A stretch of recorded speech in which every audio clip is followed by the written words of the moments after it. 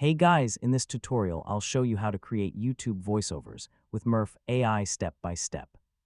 So if you want realistic narration for tutorials, faceless videos, reviews, documentaries, or shorts, yeah, Murf AI can help you create professional voiceovers much faster.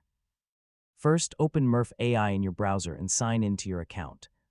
If you're new, you can create a free account and test some voices before upgrading. Now click Create Project and start a blank voiceover project. So this is where you'll generate narration for your YouTube videos. Next, type or paste your YouTube script into the editor. I mean, clear and natural scripts usually sound much better with AI narration. Once everything sounds good, export the voiceover as an MP3 file or video depending on your workflow. You can now import the exported narration into apps like CapCut, Premiere Pro, After Effects, or Canva for final editing. One quick tip, keep your scripts conversational and avoid overly robotic wording. Natural pacing usually performs much better on YouTube.